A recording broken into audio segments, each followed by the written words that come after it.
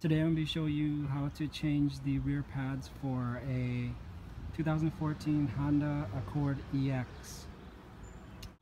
These are going to be the basic tools that's going to be needed to replace the rear brake pads. You need the jack stand, the floor jack, and you're going to need a ratchet with 12mm socket. Either a combination or an open end wrench, 17mm. There's a couple of different extensions, and this tool right here, this is it's more like a specialty tool here. It's used to spin the piston in the caliper, in the brake caliper, used to push the piston back in. So it's actually not push, but it's more like spinning it in. I'll show you how it works later in the video. I'll post a description and the tool part on the description. And of course you're going to need some brake clean. Any sort of brake parts cleaner would work. You need some sort of brake caliper grease, and then some silicone paste. And those are just the basic tools there. So first thing you're going to do is, of course, make sure your car is in park. Then second thing is you make sure that you chock the front wheels, because you will be lifting the car from the back. So here's the front wheels chalked. Again, the way I change my brakes, there's a couple of different procedures, but the way I do it is I push the pistons in and then let the fluid flow back into the master cylinder. So what you're going to do now is you come to the brake reservoir here, and then you're just going to open it up, so just like that, because when you push in the pistons on the rear brakes, the fluid will be flowing back up the master cylinder. Now once the car is in park and you chock the wheels already, I'm going to assume you know how to take off the wheels already, so we're just going to skip that step. So once you take out the wheel, this is the rear disc and the pads. As you notice, it's a little bit smaller than the front. So what you're going to do first is we're going to clean it up a little bit. I'm going to be using some brakes parts cleaner, so we're just going to spray it enough to clear all the brake dust before we start working on it. Now, as you can see, once we are done cleaning the caliper with the brake cleaner, it's nice and clean. The dust is not going to be floating everywhere while you're working on it. What you're going to need is we're going to have to take out the bolts. There's two bolts, the top one up here, and then there's another one right over here. That one is going to be, looks like it's going to be a 12mm. So that's now sometimes you might need when you're trying to loosen it off, there's this piece right here that's going to be spinning, which keeps it from loosening off. In which case, if that, you're probably going to need also a 17mm just to hold it in place, just like that, while you're loosening it. So we'll loosen both those, and here I'll just show you how it works here. So put the 17mm opened end right on there, just like that, and then the 12mm just goes right there. And what you're going to do here, it's a little bit hard with one hand, so just keep on spinning your ratchet just like that, okay, and then use the box end just to hold that one together. Now, as you can see, we took both those bolts, top and bottom, off already. All you're going to do is you're just going to pull it out. I'm going to see if I can do this with one hand, otherwise I might have to stop the video for a second. So all you have to do is pull it straight out. Well, it doesn't look like I can do it one-handed here, so again, just pull the caliper straight out that way. Actually, I forgot one more step before taking the caliper. Reason why it's not coming off is because there's this parking cable here. So what you're gonna have to do, that's this line right here. What you're gonna have to do is you're gonna take this, let me show you where the location. So when you come down here, it's going to be this bolt right here. You're just gonna take that one off. Now that bolt is, it's going to be a 12 millimeter. So we'll take that part off, and then we'll be able to take the rest of the caliper out. All right, let's try that again. I might be able to do it, pull it off with one hand. So let's pull that off. Now that we took that little bolt that was holding this line together here, that piece should be able to come right off. Yeah. So,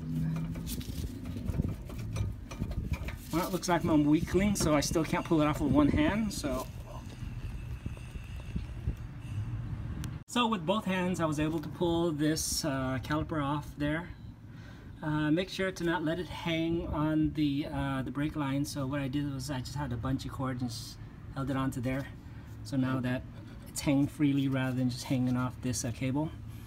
So as you can see here, this is what it looks like.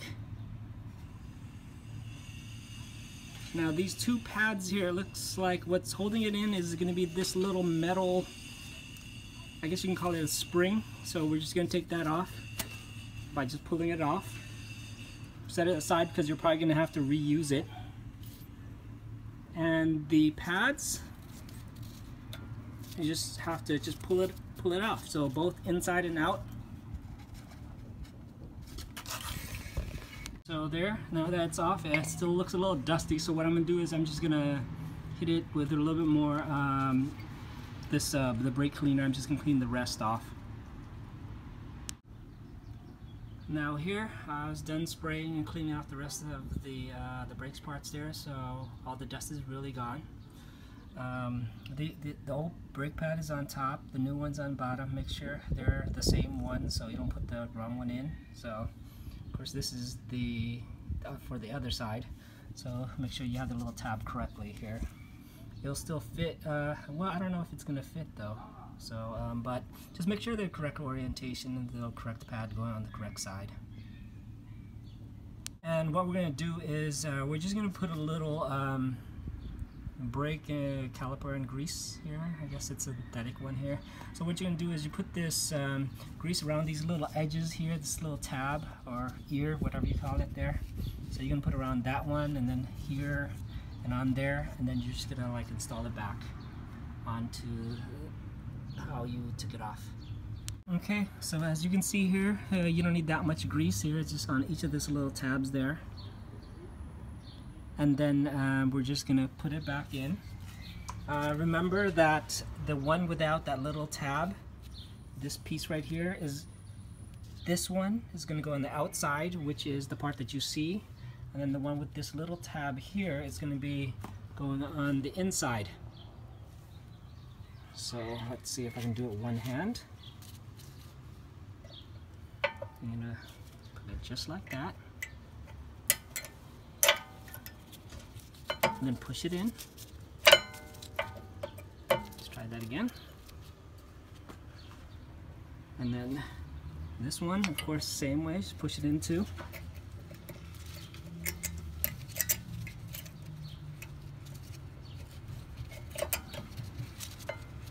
Okay, so now that we got that in, what we're going to do is we're going to take out these slide pins or guide pins, and then we're going to just re-grease them. So all you have to do is, let me show you, pull this rubber piece back,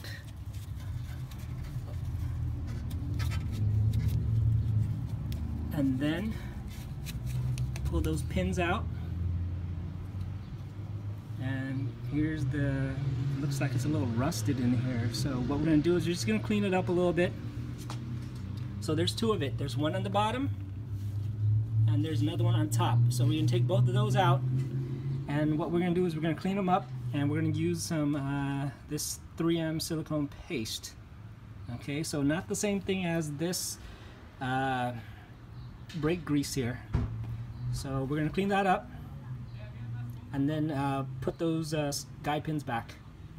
I just wanted you to note that when I took it off, the top guide pin has this little rubber, I guess this little rubber tip there, and the bottom one doesn't have it. So just remember that if you took it out, put it the same spot that you took it out from. So so I'll put the little grease, and then we're just gonna slide it back onto up there and down there.